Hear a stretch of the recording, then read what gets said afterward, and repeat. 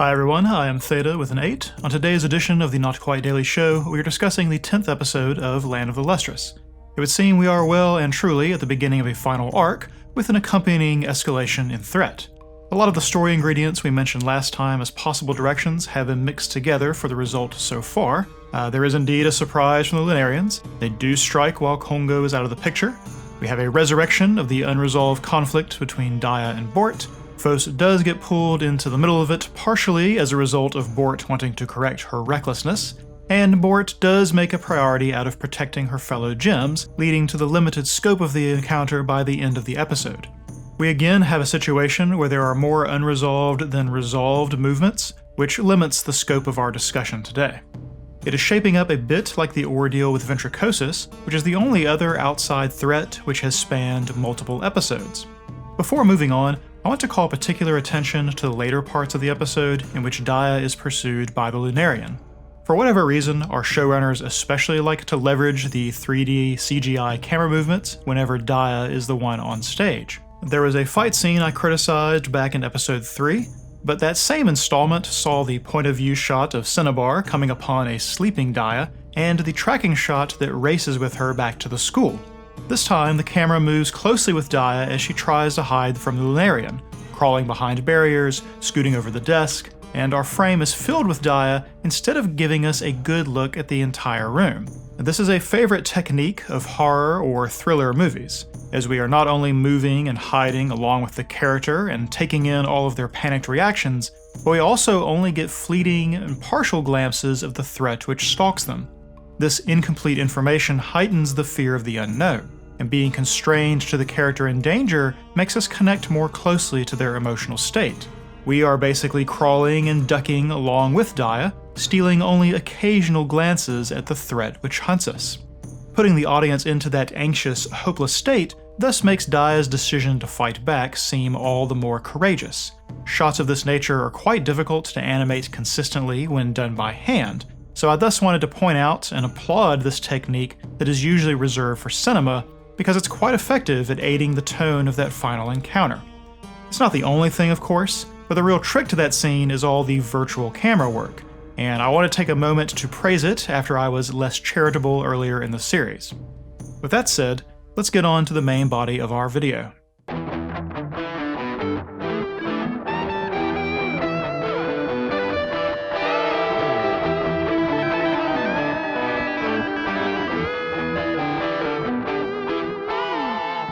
As mentioned, we have a resurrection of the conflict between Daya and Bort, which was the mini-arc of episode 2.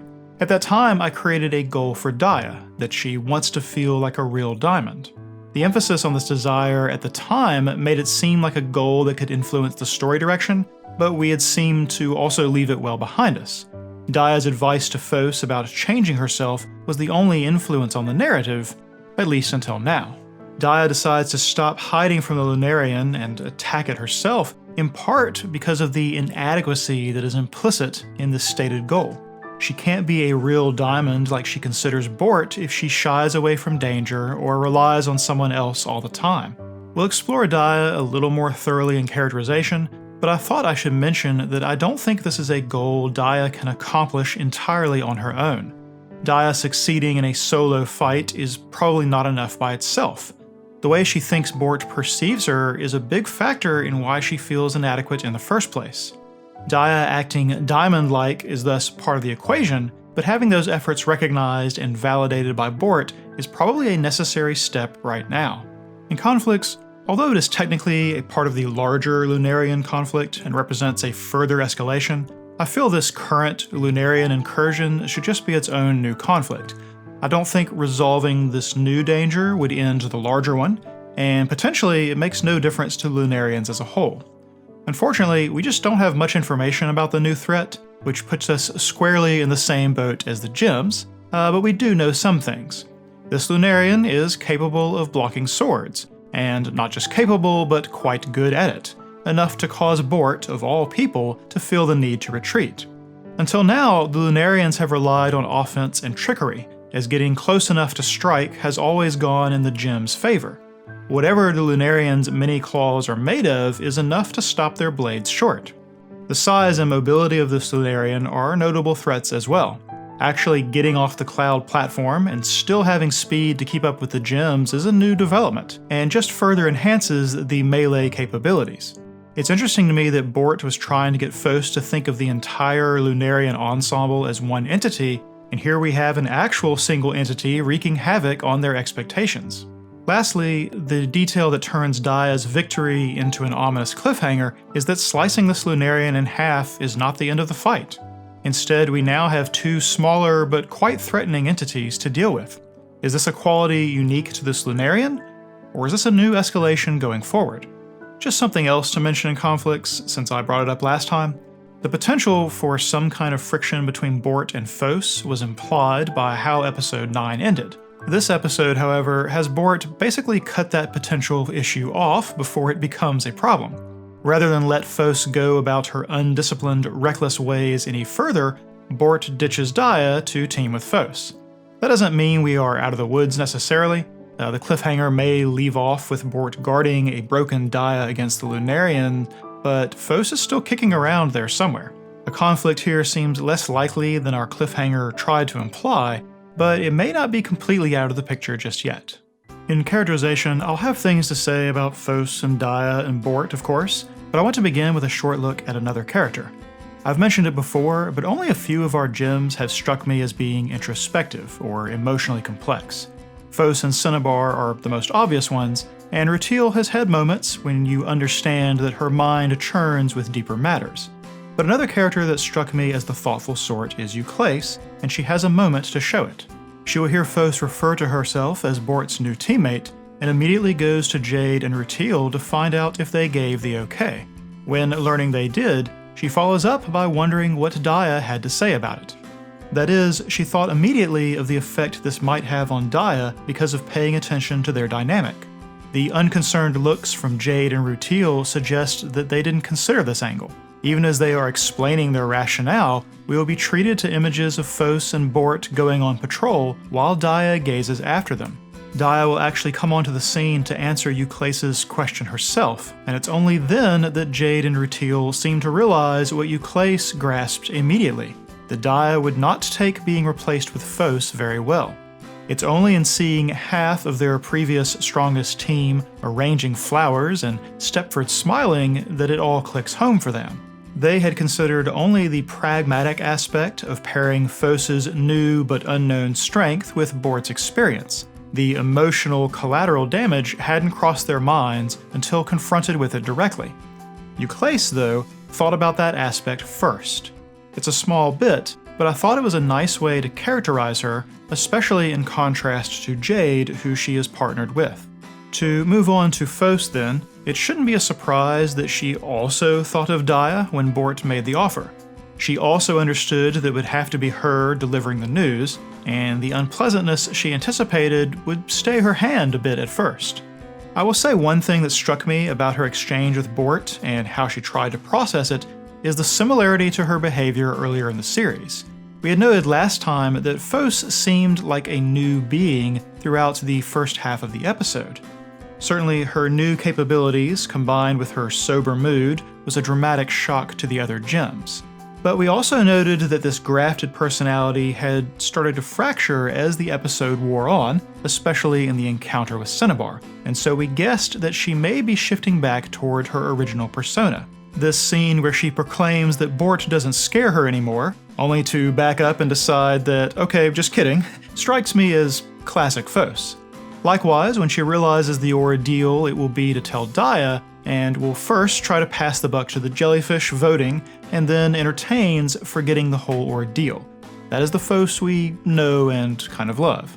Now, Alex had been saying almost immediately before this how Fos had really changed, that she used to just talk a big game, but she doesn't seem nearly so different from her earlier self once faced with the Bort partnership situation.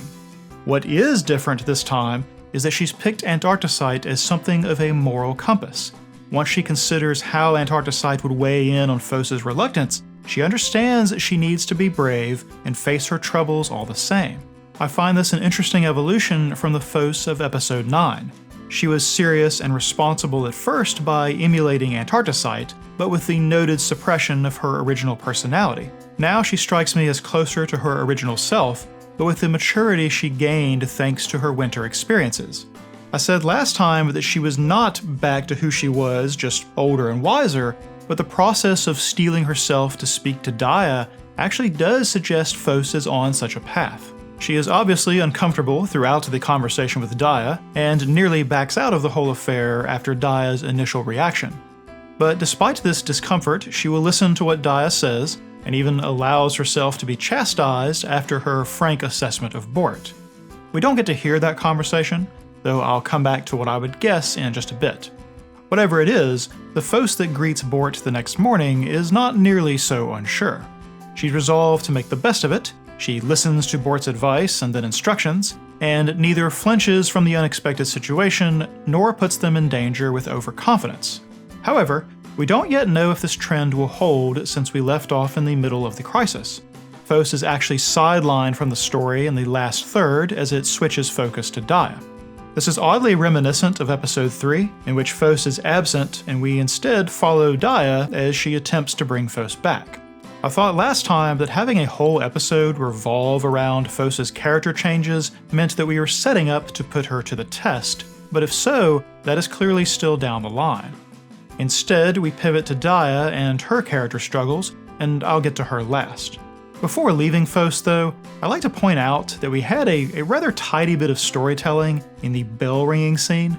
When Bort tosses Phos at the bell and tells her to ring it 6 times, it's obviously a signal to everyone else on the island. 6 tolls of the bell means something. Since they retreated from the battle, we know Bort has no confidence in them winning as they were, and so I assumed the same thing as Phos, that the bell was to summon everyone to take down the invader together. Her saying as much gives Bort a natural opportunity to fill us in on the truth, that this is the signal for everyone to hold in place. Now, one of them could have just said that as part of the exposition so the audience would understand, but by having Phos reach the wrong conclusion, it ends up being a chance to characterize her as well. She doesn't know what the bell codes are. This could be due to memory loss, sure, but I imagine it's just another byproduct of the carefree and idle existence Phos used to lead. It's another reminder in the middle of the crisis how inexperienced Phos is, and all the added tension that comes with that reality. So let's talk about Bort next. At the end of last episode, I laid out what we knew about her as a character in order to better speculate on what the cliffhanger might portend. While she had been hostile to Phos at several points, there were far more examples of her going all out in order to safeguard her fellow gems. I thus thought that whatever Bort did this episode would not be from a place of jealousy or competition, but from a place of wanting to protect the others. I thought if there was a conflict, it would be because of Bort judging Phos as reckless and therefore a danger. What we learn this time is that all of this is true, but also that her perception of her role is greater than her loyalty to her partner. If Phos's capabilities potentially make her and Phos a stronger team than her and Dia, then that is the correct course of action. I underestimated the lengths Bort would go to when it came to protecting the others, as she will intercede and try to correct Phos's fighting tendencies even before they become a problem, even if it means splitting up her existing partnership. A Phos under her guidance and in partnership with her is something she judges will give the best results, and all other considerations fall away. However, I feel a little hesitation on Bort's part is implied early in the episode. We've never seen Bort be shy about what she says or does, and yet it seems she hangs around waiting for the right moment to speak to Phos. Phos will seem to notice someone just out of view once she has finished speaking with Alex, and will look that way again after Jade leaves. Once Rutil has her momentary examination and also leaves, we'll be able to see that Bort is lingering in just the place Phos seemed to notice someone earlier. Phos will feel compelled to say something to indicate she can be approached before Bort will reveal herself and proposition Phos with the partnership. Now, once she actually gets going in that scene, there is no hint of second thoughts, yet later we will see her glance backward as they head out on patrol. She will tell Phos it is nothing, but combined with Dia also looking at Bort walking away, it's a sure bet that leaving Dia behind is what prompted that bit of hesitation. She gives the impression of doing whatever necessary to create new, more efficient methods, as she says, but it doesn't seem like Daya has figured into her decision-making in the least. But these two examples of hesitating suggest she's not 100% certain of this course of action. Further, she will reveal that she's well aware of how Daya is taking things, as she'll admit that Daya despises her for this decision.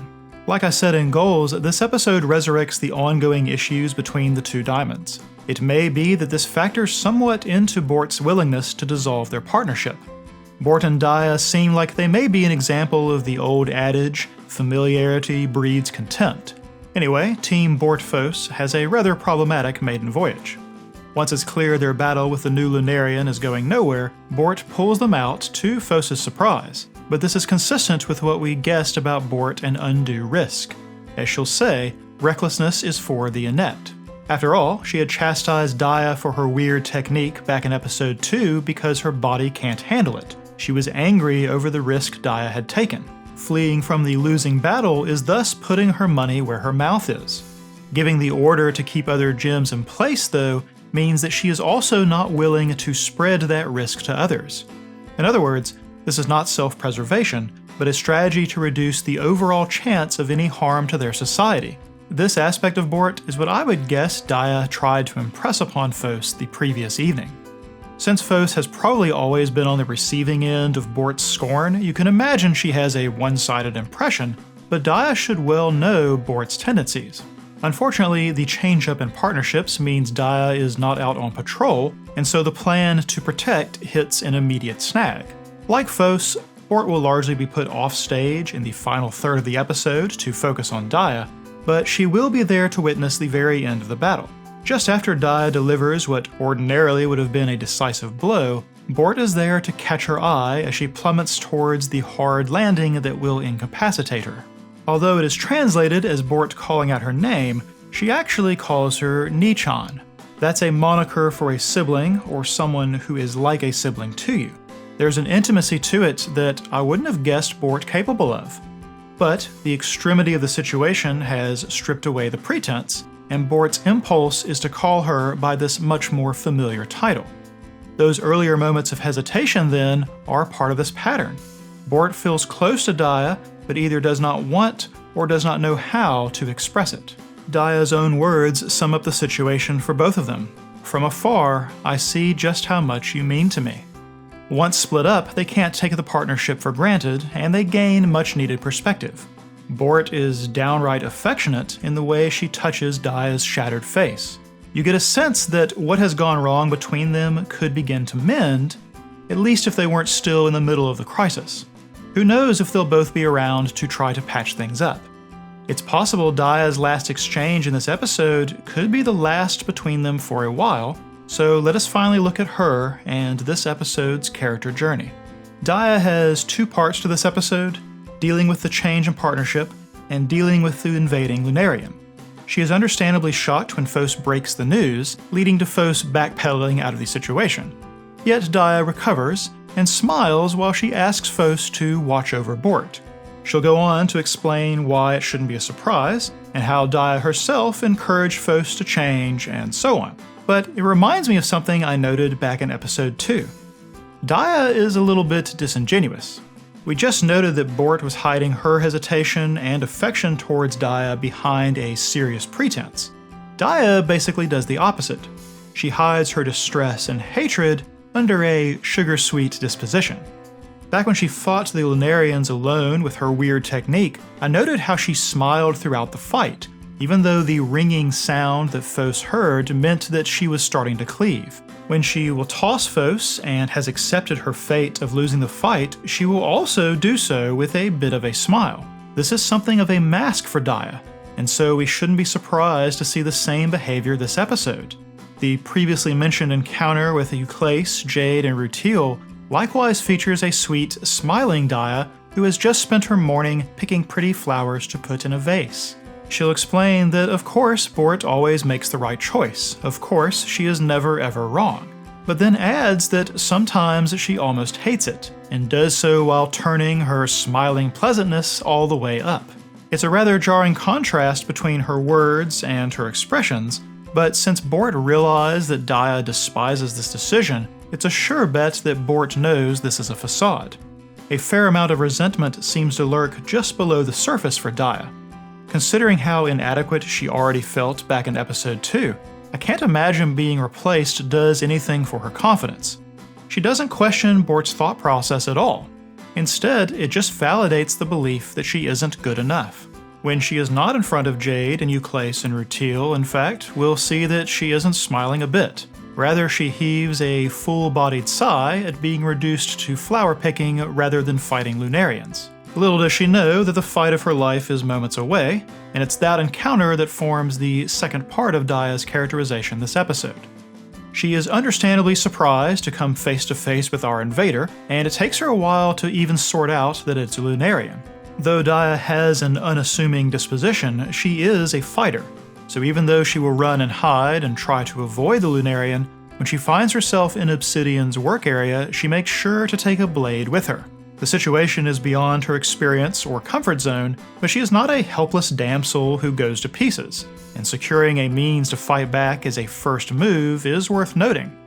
Despite that, she will feel overwhelmed by the threat, and will begin to wish that someone would help her. Of course, the someone who usually does so is Bort, and so Daya is once again reminded of the sight of Bort walking away to patrol with someone else. Bort isn't coming to save her, Bort left her behind. Daya will drop her head in a dejected manner as she remembers that morning, but rather than give in to this despair, she will decide it just means she has to face it on her own. She abandons her hiding spot to attack the Lunarian head-on. Even though she will quickly have second thoughts about the wisdom of this move, she stays committed to fighting rather than fleeing, even as she slowly loses pieces of herself in the battle. The brittle nature of her structure that was a liability earlier in the series becomes something of an ace in the hole this time around. The breaks on her limbs result in long, sharp edges, giving her a means to slice the Lunarian in half even after losing her sword. How often do you have such a literal example of someone turning a weakness into a strength? Unfortunately, it also means she has spent herself in the attack, and for whatever reason, such a strike isn't enough to end the fight. I mentioned already the exchange she has with Bort and the implied possibility for their relationship to mend. But the Lunarian remains, now split into two smaller beings who still seem quite threatening. Daya cannot really see or move, so can neither flee nor fight back.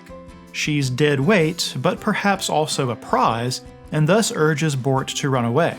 Coming after their brief exchange about being reminded of what they mean to each other, Daya's request seems to be for Bort's well-being. Run away and leave me here in order to save yourself. And Bort, of course, is going to do no such thing. In worldbuilding, we learn a few little details, but mainly we have a massive, many-armed question mark to contend with, so let's begin there. As mentioned in conflicts, there are several aspects of this new Lunarian that are escalations of threat all by themselves. The mobility, the defense, and of course the surprise of splitting rather than disappearing at the end. The odd way it enters the island is notable in its own right, and was a nice way to build up the whole encounter. A twin sunspot as observed by Phos, and then the inkblot-like pattern spinning to create a platform rather than having it enter like a parade float. Our invader seems to need to physically bend and stretch the space to get out, which raises a whole lot of questions about how exactly this transportation portal sunspot system even works. Like, what does it even mean to be outside wherever it came from? Why are the edges of the tear in the sky a thing that can be physically manipulated at all? Of course, the biggest question is why it looks so different from the ones we've seen in the past. Even the new types and their trickery still looked like variations on the same theme. There won't be a Buddhist lens section in theme today, but it bears mentioning here that our Lunarian's appearance may have some inspiration along those lines. The pantheon of Vedic mythology, which had a lot of influence on Hinduism, Buddhism, and Jainism, contains beings which are humanoid, but many-armed and sometimes many-headed as well. The gold bands around the joints of arms and legs are also a common visual motif. So is the combination of some beast-like aspects with a mostly humanoid frame, as in the three versions we see of this Lunarian. Depending on the tradition, there is also the concept of avatars, which is something like a physical incarnation of a god on a material plane, but of which there are many varieties that have their own purpose and unique appearance. Some Hindu traditions, for example, consider Gautama Buddha to simply be one of the avatars of the god Vishnu, along with his half-lion and half-boar or half-fish versions. That god is also sometimes rendered with an eye in the center of his forehead, as long as we are talking about it. Another detail in this direction is the cloud platform that arrives along with our new lunarian.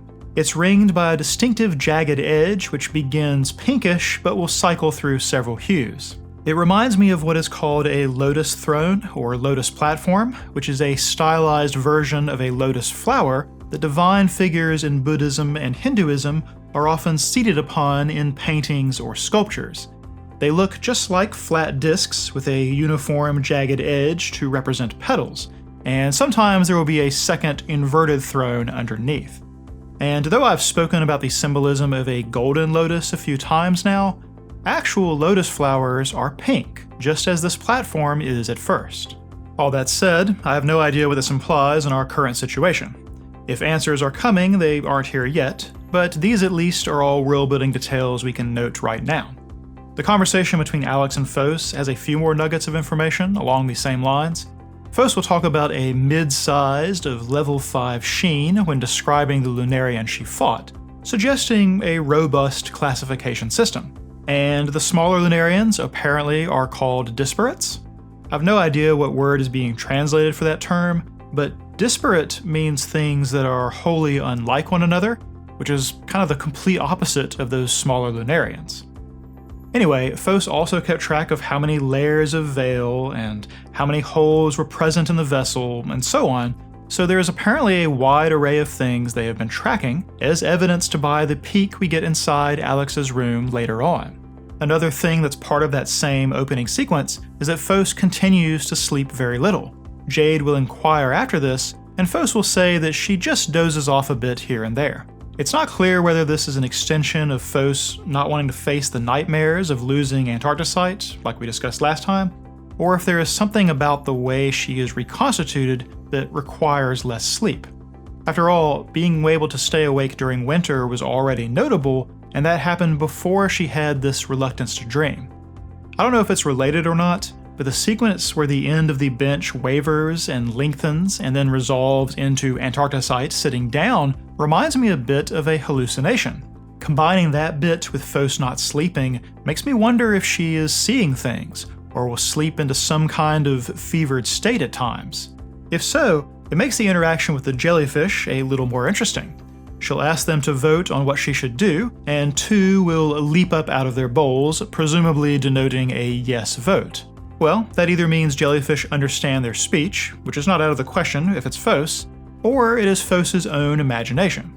If it's the latter, then it being a 50-50 split thus suggests that she really was of two minds about what to do. Lastly, there is the bell system we already mentioned.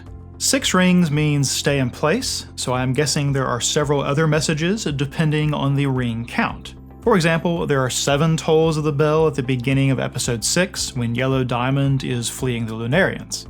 I'm sure if it was plot relevant we would have found out before now, but I like the added complexity of this and the information that Alex has been compiling. It suggests a little more sophistication to the Gem Society. Theme today is relatively sparse owing to the degree to which this episode was action-heavy. There are just 2 I want to mention at all, as I am trusting that the thematic goals of this new arc will become more clear over the next 2 episodes. The first is the one I previously suggested might come into play, which is pairs in opposition. It's more of a thematic pattern than a full-blown theme, but I've always collected everything like that into this one category. Dia and Bort were already the poster children for this pattern back in episodes 2 and 3, and so it should be no surprise that we'd revisit it when they return to center stage. In characterization, I already covered the way each of them is hiding a bit of what they are feeling underneath. The interesting part is how the scenarios are opposites of one another. Dia feels resentment, abandonment, inadequate, all negative emotions, but she covers over it with smiles and assurances. Even back in episode 2, when Dia was admitting how she felt as a result of their situation, she still peppered her words with smiles and pleasant tones in contrast to what she was actually saying. Compare that to Bort, who felt hesitation about this change-up and perhaps even some guilt towards leaving Daya behind, and is affectionate at the very end.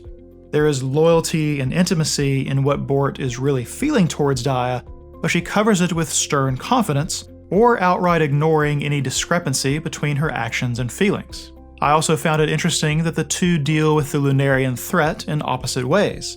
Bort realizes she is overmatched and so falls back with the goal of having someone stronger take over, thus the plan to lure it to the school and wake up Kongo. Meanwhile, Daya will first consider hoping for someone stronger to save her, but instead will decide to take the matter into her own hands. Each of these may seem like the opposite of what you'd expect from their personalities. Bort, the assertive one, should be the aggressor, no? And uncertain Daya should defer to hoping to be defended by another, right? Instead, their opposite reactions originate from different ideas about what the fight means to them. Bort has nothing to prove, and seems to really care about the safety of her fellow gems. Maximizing their chance of success and minimizing potential danger is her only goal in this or any other fight. But that same thought process has led to Daya feeling useless in the past, which prompted her to try to find a way to bring value to the fight.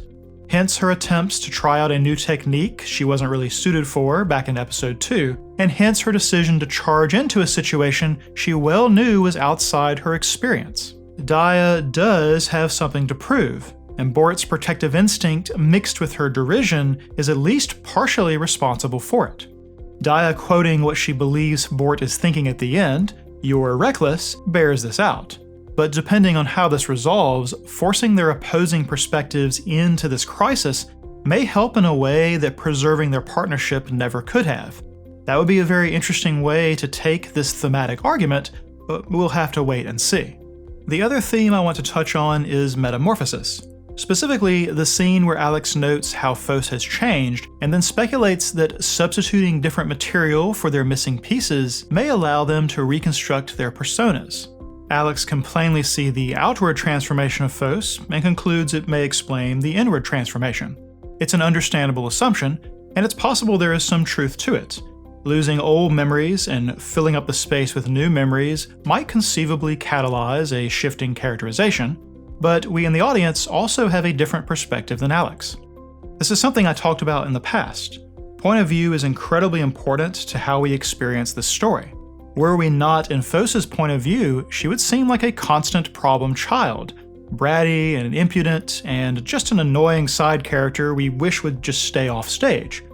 But because we ride along with her and see the ups and downs, her earnest efforts and heartbreaks, and her desire to improve for the sake of others, well, we have a much different perspective on Fos as a character.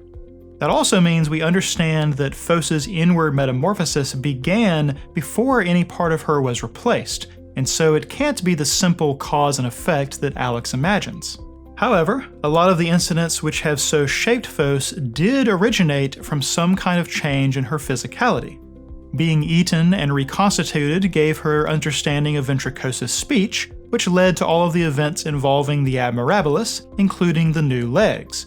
Those new legs led her to being involved in the encounter where Amethyst was nearly lost, and seems to be the reason she could stay awake during winter, which of course led to the new arms and the experience of losing Antarcticite. We have the point of view to understand that Fos's physical differences can't be used to explain everything that has happened to change her character, but at the same time, Alex's comments highlight that these changes are inextricably linked to that same character progression. In What to Watch For, we were looking this time for how the implied conflict with Bort would develop, and whether the positive reaction Fos received from Amethyst would change anything. Bort's situation resolved without a conflict, but matched what seemed possible based on her character. Even if Fos was going to change her behavior based on praise, Bort does not give her the opportunity, at least not yet. I pointed out that the last time Kongo was in a long meditation, we got to the multi-episode situation with Ventricosis, and so we are watching to see if something like that might happen again. Safe to say that it has, and safe to say we know what is kicking off a final arc for this season. All I am still watching for on that front is how Fos's change in character will impact the events. For future things to watch for, obviously, the way the cliffhanger resolves. I've already pointed out that depending on the outcome, there might be a shift in the Bort-Dia dynamic, so we'll pay attention to that. There's also the matter of what exactly Fos is up to during the last part of the episode. The original plan was to wake up Kongo too, so we want to see how or if that manages to come back into play.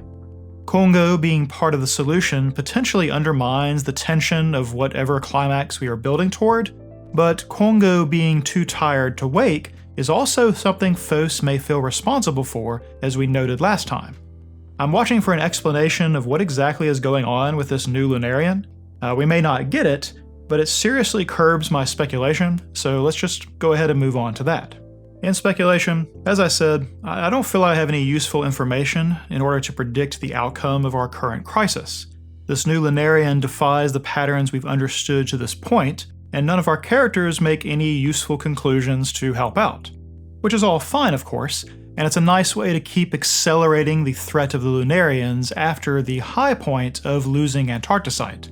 All I will speculate on this point is that we aren't likely to have an entire episode composed of fighting this thing, so there is probably another aspect to this arc that hasn't shown up yet, or will simply jump off from the upcoming outcome. I will predict again that Alexandrite will have something to do with things. I had already said that bringing her Lunarian fascination up here and there suggested that that quirk would probably come back into the story. Well then, this episode greatly increases her presence, and she is the only other person besides the Fos-Bort-Dia trio that is caught up in the affair directly. I don't know what, but I'm sure she'll have something to add, and hopefully it is helpful. There's also a brief moment where Rutil will examine Fos's hands after claiming it is for personal research.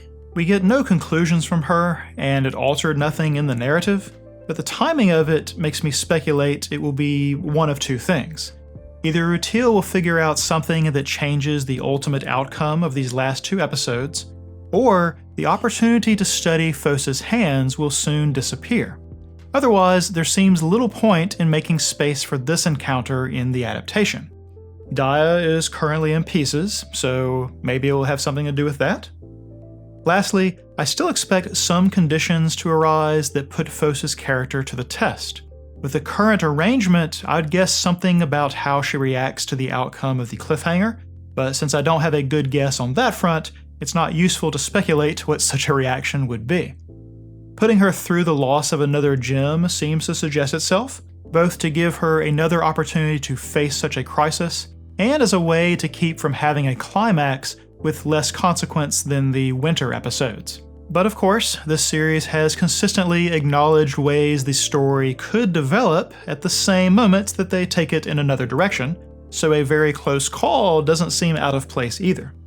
However it develops, I would expect some kind of setup that emphasizes how far Fos has changed since those opening moments of lounging in the grass. Her journey has always been the centerpiece, after all.